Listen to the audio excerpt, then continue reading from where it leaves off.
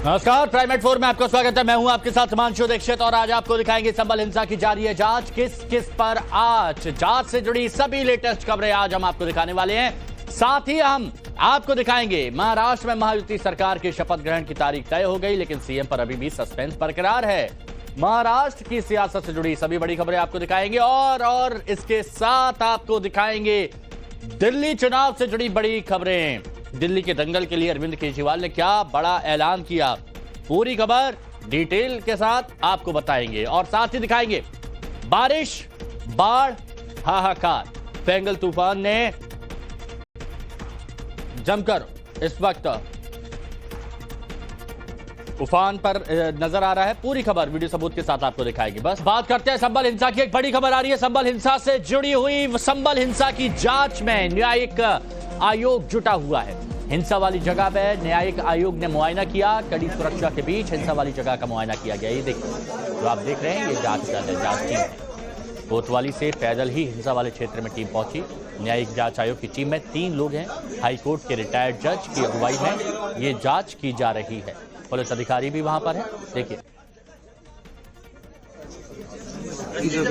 वक्त लगेगा, लेकिन पूरे मामले की जांच करने के बाद निष्कर्ष निकाला जाएगा। तो वहीं संभल में न्यायिक आयोग की टीम एक्शन में है। पथराव और फायरिंग वाली जगह की जांच की डीआईजी और कमिश्नर ने पूरी घटना की विस्तार से जानकारी दी है। डिटेल में डीएम एसपी ने बताया हिंसा कैसे भड़की। न्यायिक आयोग की टीम ने घटना की पूरी जानकारी ली।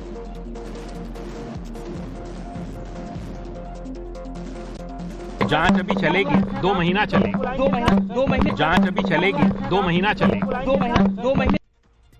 संभल हिंसा पर समाजवादी पार्टी के सांसद अफजाल अंसारी का बयान आया। संभल हिंसा पर अफजाल अंसारी चेतावनी दे रहे हैं पुलिस प्रशासन को। समाजवादी पार्टी सांसद ने कहा है संभल में लोगों पर हुआ जुल्म, जो अफसर उछल रहे हैं उन्हें खामियाजा भुगतना होगा। अभी जो अधिकारी गोलियां चलाने के बाद भी वहीं जमे हुए हैं और चुरुक रहे हैं, इन सबको खामियाजा भुगतना पड़ेगा। ये अंतिम सरकार नहीं है, इसके बाद भी सरकार आएगी। इनसे पहले भी जो शख्स वहां तख्ते नशीं था, उसको भी खुद के खुदा होने का इतना ही गुमा था। वहीं अफजाल अंसारी पर आचार्य प्रमोद कृष्णम का बयान आया। अफजाल की भाषा आतंकियों की तरह है, ये प्रमोद कृष्णम कह रहे हैं। योगी सरकार को डराना चाहते हैं अफजाल अंसारी। सनातन न मिटा है ना मिटेगा, ये भी कहा। समाजवादी पार्टी के नेताओं की जो भाषा है वो नेताओं की भाषा नहीं है, वो आतंकवादियों जैसी भाषा है। वो धमकाना चाहते हैं। वो भारत की सरकार को, उत्तर प्रदेश की सरकार को, सनातन को धमका रहे हैं, वो हिंदुओं को धमका रहे हैं। और उन्हें मैं बता देना चाहता हूं कि 1000 साल तक भारत गुलाम रहा, सनातन न मिटा है न मिटेगा। भारत के पास हिंसा से पहले का एक्सक्लूसिव वीडियो। भीड़ को उकसाते नजर आए कुछ लोग और वो वीडियो हम आपको दिखाएंगे, आप भी समझेंगे कैसे भीड़ को उकसाया गया। वीडियो में भीड़ को आगे बढ़ने का इशारा किया गया। ये देखिए, टोपी लगाए शख्स जो हैं वो इशारे से बुला रहे हैं और वहां पर और भी कई सारे लोग हैं। वो हाथों से इशारा कर करके बोल रहे हैं कि आइए आगे आइए। हिंसा से पहले का एक्सक्लूसिव वीडियो ये देखिए आप। गलियों में भीड़ उमड़ी हुई है, किनारे पर कुछ लोग खड़े हैं, उन्हें आगे बढ़ने का इशारा करते दिख रहे हैं। एक शख्स हाथ से आगे बढ़ने का इशारा करता है और उसके बाद लोगों की भीड़ आगे की साइड जुट जाती है। पास में मौजूद जैकेट पहने एक शख्स भी देखिए आप, नजर आ रहा होगा आपको, वो भी इसी तरह का इशारा कर रहा है। कुछ लोग पीछे से आगे की ओर अब फिर आने लगे। देखिए बवाल बढ़ने लगता है। अब सवाल तो ये उठेगा ना कि उकसाने वाले लोग कौन हैं। ये वीडियो आप देखिए। अफजाल अंसारी की सियासत, अफजाल अंसारी के बयान पर अब सियासत बहुत ज्यादा तेज हो गई है। यूपी के डिप्टी सीएम ब्रजेश पाठक का बड़ा हमला और समाजवादी पार्टी के लोग माहौल खराब करना चाहते हैं, ये ब्रजेश पाठक कह रहे हैं। समाजवादी पार्टी को जनता से माफी मांगनी चाहिए। उनकी भाषा गुंडों और अपराधियों वाली भाषा है, ये ब्रजेश पाठक है। समाजवादी पार्टी के नेताओं की यही भाषा प्रारंभ काल से रही है। समाजवादी पार्टी को प्रदेश की जनता से माफी मांगनी चाहिए। ये भाषा गुंडों की, अपराधियों की, मवालियों की है, ये किसी नेता की भाषा नहीं।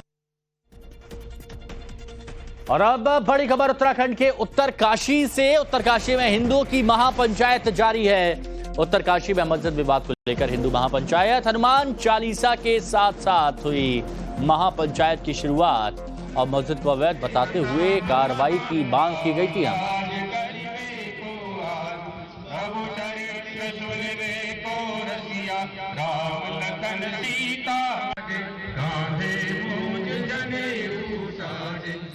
और इस दौरान भारी सुरक्षा भी रही। यहां पर मस्जिद के आसपास धारा 163 लगाई गई। 5 से ज्यादा लोगों के जुटने पर पाबंदी लगा दी गई। ड्रोन के जरिए पुलिस की तरफ से यह निगरानी की जा रही है ताकि हर गतिविधि पर पैनी नजर रखी जा सके। छावनी में इस पूरे शहर को तब्दील किया गया था। मस्जिद में भी सुरक्षा के कड़े इंतजाम किए गए थे।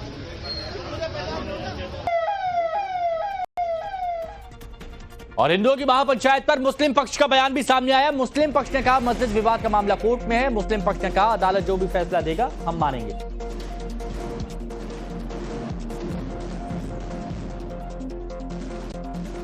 मुस्लिम पक्ष के लोग यहाँ पे मौजूद हैं। हम मस्जिद के सामने हैं। इश्तियाक साहब हैं मेरे साथ।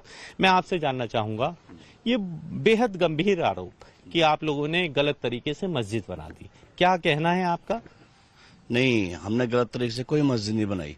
बाकायदा 1969 में हमने 5 लोगों ने यहाँ पर रजिस्ट्री कर जमीन खरीद कर रजिस्ट्री करी है, जिसका बैनामा वगैरह सब दस्तावेज हमारे पास है और ये लीगल है। जिसमें 12 सितंबर को जिलाधिकारी महोदय ने भी कह दिया था कि जमीन वैध है, मस्जिद वैध है। उसके बाद इसमें जो 1982 में नगर पालिका अभिलेखों में भी मस्जिद होना दर्ज है। जो भवन कर सर्वे होता है उसमें भी मस्जिद दर्ज है। और 1986 में पटवारी की आख्या लगी है और पूरा सर्वे हुआ है। पूरा जिला प्रशासन ने सर्वे किया है। उसमें उप जिलाधिकारी के भी हस्ताक्षर हैं, जिलाधिकारी के भी हस्ताक्षर हैं, कमिश्नर साहब के भी उसमें हस्ताक्षर है। तब जाके इसमें गजट नोटिफिकेशन जारी हुआ है। खबर उड़ीसा के पुरी से आपको बताते हैं। पुरी में समुद्री तट पर नेवी की रिहर्सल, नेवी डे के फंक्शन से पहले तैयारियां जोरों शोरों से हो रही हैं। 4 दिसंबर को नेवी डे है और उसी से जुड़ी रिहर्सल की तस्वीरें आपके सामने देखिए। नेवी का पराक्रम आपको नजर आ रहा होगा। हेलीकॉप्टर, फाइटर जेट करतब दिखा रहे हैं। नेवी के जाबाजों ने पराक्रम की झांकी भी दिखाई। नेवी पुरी के तट पर ऑपरेशनल डेमोन्स्ट्रेशन करने वाली है और नेवी के मुताबिक 4 दिसंबर का आयोजन बेहद रोमांचक होने वाला है, जिसमें नेवी के जवान बेड़े की ताकत और अपने शौर्य का प्रदर्शन करेंगे। इस दौरान युद्धपोत, समुद्र में रेस्क्यू ऑपरेशन, नौसेना के हेलीकॉप्टर, फाइटर जेट की क्षमताओं का प्रदर्शन किया जाएगा।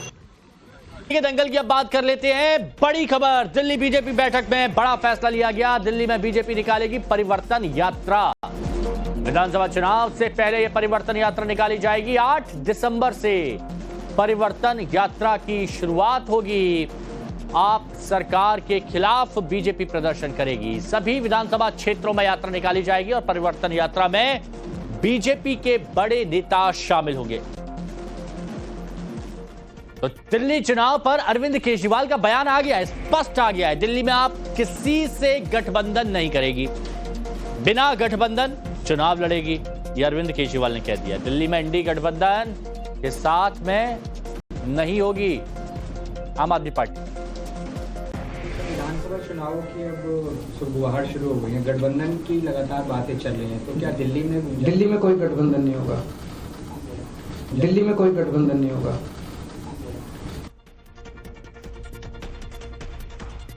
चलिए एक बड़ी खबर आपको बताते हैं। दिल्ली से दिल्ली की सीएम आतिशी ने उपराज्यपाल को एक चिट्ठी लिखी है। बस मार्शल्स की नियुक्ति को लेकर एक चिट्ठी लिखी है और कहा है कि बस मार्शल्स की नियुक्ति के प्रस्ताव को मंजूरी नहीं मिली। हाथ जोड़कर विनती करती हूं कि इस प्रस्ताव को मंजूरी दीजिए। ये जो आप देख रहे हैं, ये आतिशी जो मुख्यमंत्री हैं दिल्ली के, उनकी तरफ से चिट्ठी लिखी गई है उपराज्यपाल को।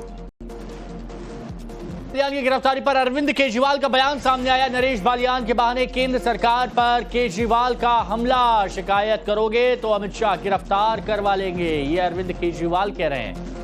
नरेश बालियान भी एक विक्टिम है। कपिल सांगवान का फोन नरेश को आया था, यह अरविंद केजरीवाल ने कहा।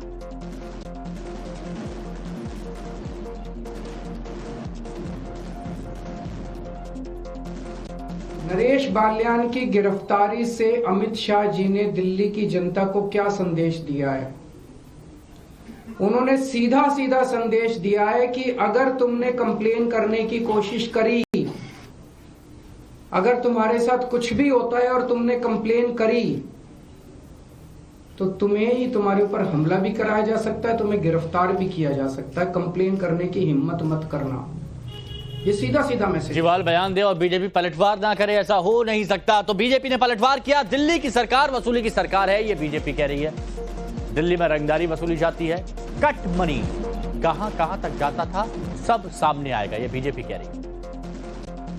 वसूली या एक्सटॉर्शन का पैसा किन किन सीढ़ियों से होकर कहां कहां तक शीशे महल तक जाता था, वो हिसाब आएगा सामने। ये दिल्ली की सरकार रंगदारी की सरकार है, ये तो वसूली सरकार है। अब तक हम भ्रष्टाचारी कहते थे, लेकिन ये वसूली और रंगदारी की सरकार है जो अरविंद केजरीवाल तुम्हारे इशारे पे चल रही है। आम आदमी पार्टी विधायक नरेश बालियान को लेकर दिल्ली पुलिस का बड़ा बयान। नरेश बालियान के खिलाफ पुख्ता सबूत मिले हैं। कपिल सांगवान और नरेश बालियान की ऑडियो रिकॉर्डिंग सामने आई है, दिल्ली पुलिस की तरफ से कहा गया है। वर्तमान मामले में कपिल सांगवान अलियास नंदू और आम आदमी पार्टी के एमएलए नरेश बालियान के गठजोड़ का साक्ष्य, जो दोनों के बीच की बातचीत का ऑडियो रिकॉर्डिंग है, वो पब्लिक डोमेन में उपलब्ध है। विदेश में छुपकर बैठे इन गैंगस्टर्स के खिलाफ जो दिल्ली पुलिस की कार्रवाई जारी है, उसका एक फोकस इनके मददगारों का यहां पता लगाना भी है। विदेश से संचालित संगठित अपराध का मूल उद्देश्य बेसिकली वित्तीय लाभ ही है। ऐसे में यदि अगर संगठित अपराध की कमर तोड़नी है, तो इनके वित्तीय प्रबंधन के विरुद्ध कानूनी कार्रवाई को अमल में लाना सबसे जरूरी है। और बड़ी खबर महाराष्ट्र से आपको बताते हैं। महाराष्ट्र में 5 दिसंबर को नई सरकार का शपथ ग्रहण समारोह होगा। महायुति की सरकार 5 दिसंबर को शपथ लेगी। मुंबई के आजाद मैदान में ये समारोह रखा गया है और शपथ ग्रहण समारोह में पीएम मोदी भी शामिल होंगे, ये खबर आ गई। शपथ ग्रहण समारोह 5 दिसंबर, महायुति। और इसी बीच सूत्रों के हवाले से बड़ी खबर, कार्यवाहक सीएम एकनाथ शिंदे से देवेंद्र फडणवीस ने बात की है। दोनों नेताओं ने फोन पर एक दूसरे से बात की। शिंदे साहब की तबीयत, एकनाथ शिंदे की तबीयत को लेकर फडणवीस ने हाल भी जाना है। अभी मेरी तबीयत अच्छी है, मैं यहाँ पर आया था रेस्ट करने के लिए। अभी बहुत काफी भागदौड़ हो गई चुनाव में। मैं एक दिन में 8-8, 10-10 सभा ली थी और मैंने कोई अभी तक मेरे 2-2.5 साल के कार्यकाल में छुट्टी बिट्टी कोई मनाता नहीं। मैं यहाँ भी आता हूँ, यहाँ भी जनता दरबार होता है, लोग आते हैं। अभी भी लोग आए मेरे को मिलने काम के बहाने। वो यहाँ आने के बावजूद भी मुझे लोगों से मिलना है, मिलता हूँ मैं लोगों को। और मेरी तबीयत थोड़ी खराब थी, अभी ठीक सर ऑपोजिशन। और मुझे एक ही है कि ये सरकार जो है, ये जनता की आवाज वाली सरकार है। जनता को जैसे सरकार चाहिए वैसे सरकार मिलेगा। मैंने बुधवार के दिन पूरी तरह मेरी भूमिका स्पष्ट की हुई है। आदरणीय प्रधानमंत्री जी, आदरणीय गृह मंत्री अमित भाई और भारतीय जनता मंत्रालय को लेकर के कोई मांग है क्या आप लोगों की? भारतीय जनता पक्ष के अध्यक्ष नड्डा जी जो मुख्यमंत्री पद के बारे में तय करेंगे, उसको मेरा पूरा समर्थन मैंने ऑलरेडी दे दिया।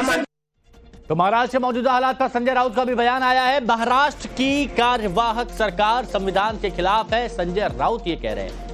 और वो ये भी कह रहे हैं कि महाराष्ट्र में राष्ट्रपति शासन लगना चाहिए। 10 दिन हो गए, सरकार बनाने का दावा तक पेश नहीं किया गया। विधायक दल का नेता तक नहीं चुन पाए। ये जो केयर टेकर गवर्नमेंट है, वो भी संविधान के खिलाफ चल रही है। 10 दिन हो चुके हैं, उनके पास भारी बहुमत है, भारी शैतानी बहुमत, अकेले बीजेपी के पास बहुमत है। फिर भी अब तक ये लोगों ने राजभवन में जाकर सरकार बनाने का दावा नहीं किया है। उनके जो विधायक दल का नेता नहीं चुन पाए हैं, 10 दिन हो गए। हाँ, क्या चल रहा है? और उनके जो प्रदेश के अध्यक्ष है बीजेपी के मिस्टर बावनकुळे, वो नागपुर में बैठे और वो आदेश देते हैं कि 5 तारीख को सरकार बनेगी, शपथ लेगी। क्या उनको राज्यपाल बनाया है क्या? राज्यपाल के अधिकार ये लोगों ने हाथ में लिए हैं। राज्यपाल ने यहाँ राष्ट्रपति शासन लगाने की सिफारिश करनी चाहिए। फेंगल तूफान से पुडुचेरी में बुरे हालात हैं और फेंगल तूफान से 4 लोगों की मौत यहां पर हो गई है। कई इलाकों में अभी भी तेज बारिश हो रही है। पानी में फंसे लोगों को रेस्क्यू किया जा रहा है। शनिवार शाम 7 बजे तक फेंगल साइक्लोन पुडुचेरी के तट पर पहुंचा था। करीब 11:30 बजे साइक्लोन का लैंडफॉल हुआ और रविवार को रात 2 बजे साइक्लोन ने तट को पार कर लिया, लेकिन साइक्लोन का असर पुडुचेरी में जमकर कहर बनकर बरसा। तस्वीरें देखिए, हालात देखिए। बोट के जरिए रेस्क्यू किया जा रहा है। जब ये फायर ब्रिगेड की टीम निकल रही है तो उस वक्त हालात देखिए। कमर तक कई इलाकों में पानी है। महिलाएं भी जरूरत का सामान लेकर सर पर लाद कर चल रही है। बुजुर्गों को इसी तरह से, बच्चों को, महिलाओं को इसी तरह से रेस्क्यू किया जा रहा है। चक्रवात फेंगल तमिलनाडु में भी कहर बनकर टूटा है। तमिलनाडु में तूफान फेंगल ने जमकर तबाही मचाई। निचले इलाके पानी में डूब गए। पानी में फंसे लोगों का रेस्क्यू किया जा रहा है। सीएम स्टालिन मौके पर पहुंचे, मुआयना भी किया। तूफान के चलते कई हिस्सों में बाढ़ के हालात बन गए हैं। पानी के बीच फंसे लोगों को प्रशासन की टीम ने रेस्क्यू किया। पुडुचेरी में सेना ने 100 से ज्यादा लोगों को रेस्क्यू किया और रेनबो नगर इलाके से ड्रोन की तस्वीरें सामने आई। इलाका पूरी तरह से पानी में डूबा हुआ दिखा। बारिश और बाढ़ के चलते सीएम एन रंगास्वामी ने हालात का जायजा लिया। देखिए ये हालात देखिए। बाढ़ का ड्रोन वीडियो भी आपको दिखा रहे हैं। बोट के जरिए कैसे रेस्क्यू हो रहा है ये आपने देखा और सीएम खुद जायजा लेने पहुंचे हुए हालात का। मुसीबत पुडुचेरी में साफ देखी जा रही है फेंगल तूफान की वजह से।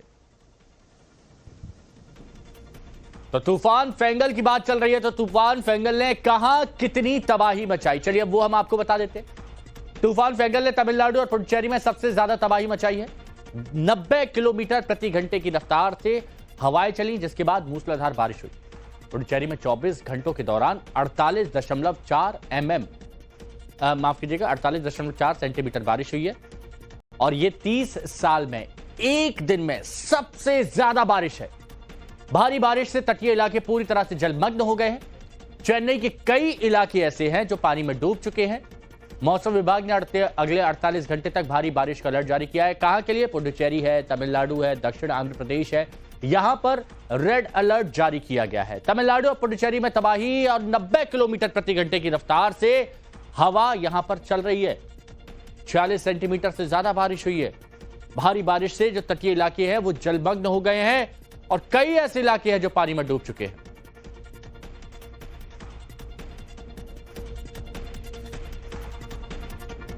चेन्नई एयरपोर्ट पर लैंडिंग के दौरान एक बड़ा हादसा टल गया। वो तस्वीरें आप देखेंगे सन्न रह जाएंगे। एयरपोर्ट के रनवे पर एक प्लेन क्रैश होते होते बचा। लैंडिंग के दौरान यह प्लेन क्रैश होते होते बचा है। रनवे पर पानी भरा था और इस वजह से लैंडिंग नहीं हो पाई। रनवे को टच किया और उसके बाद फिर से टेक ऑफ कर लिया। देखिए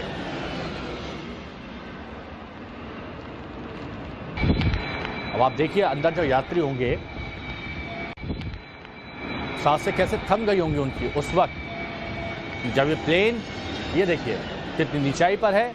लैंड करने के लिए जैसे ही रनवे पर पहुंचता है टच करता है और उसके बाद देखिए पानी के बौछारें से उड़ती है जोरदार और फिर वहीं से टेक ऑफ कर लिया जाता है। लैंडिंग टाल दी गई।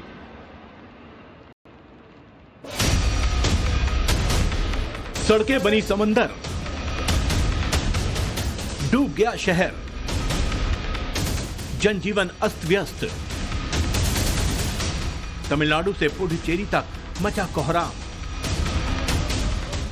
हाहाकारी तूफान और बेमौसम बारिश से आए उफान की ये तस्वीरें देखिए। जहां तक आपकी नजर जाएगी सिर्फ पानी ही पानी दिखाई देगा। सड़कें दरिया बन चुकी हैं, घर डूब चुके हैं। अभी भी मूसलाधार बारिश हो रही है, तेज हवाएं चल रही हैं। हालात बद से बदतर हो चुके हैं। अभी हम मौजूद हैं पुडुचेरी के बहुत मुख्य जंक्शन में और ये जंक्शन का नाम है वेंकट सुब्बरायर राउंड अबाउट। वो आप मेरा लेफ्ट पे देख सकते हैं कि यहाँ ये इम्पॉर्टेंट जंक्शन है। अगर आप यहाँ से सीधे जा रहे हो या आप कडलूर डिस्ट्रिक्ट जाएंगे और आप यहाँ से राइट लेके आप विल्लुपुरम डिस्ट्रिक्ट जा सकते हैं और यहाँ से ऑपोजिट डायरेक्शन में आप चेन्नई भी जा सकते हैं। ये बहुत मुख्य जंक्शन है और इसका हाल आप अभी तस्वीरों पे देख सकते हैं। तमिलनाडु और पुडुचेरी में तूफान ने सबसे ज्यादा तबाही मचाई है। ये तस्वीरें पुडुचेरी की हैं जो तबाही की गवाही दे रही हैं। पुडुचेरी में अब तक फेंगल तूफान से 4 लोगों की जान जा चुकी है, तो वहीं पानी के बीच फंसे लोगों का रेस्क्यू किया जा रहा है। एनडीआरएफ के साथ सेना ने मोर्चा संभाल रखा है और अब तूफान धीरे धीरे पश्चिम दक्षिण पश्चिम की ओर बढ़ रहा है। इस वेदर सिस्टम की चेन्नई और कराईकल में डॉपलर वेदर रडार द्वारा लगातार निगरानी की जा रही है। तूफान का असर तमिलनाडु, आंध्र प्रदेश, कर्नाटक और पुडुचेरी में पड़ रहा है।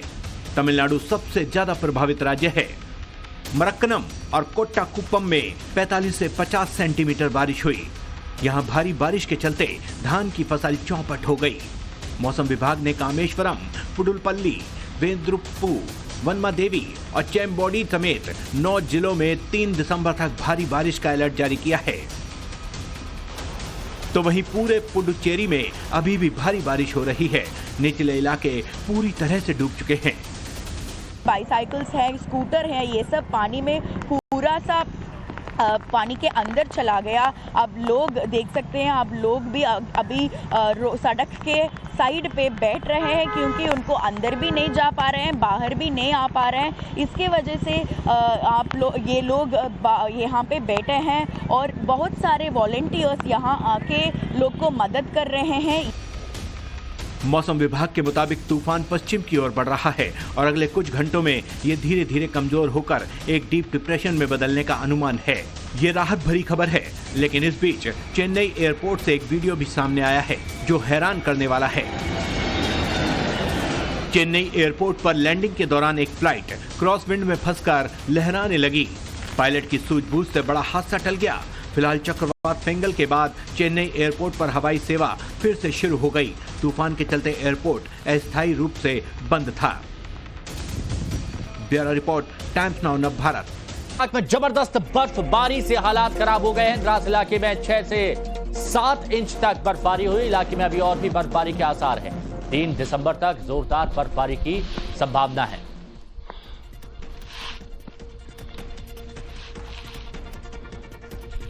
राम मंदिर के मुख्य पुजारी सत्येंद्र दास का बयान आया। बांग्लादेश में हिंदुओं पर अत्याचार हो रहा है। चिन्मय दास की गिरफ्तारी गलत है। चिन्मय दास तुरंत रिहा किए जाएं।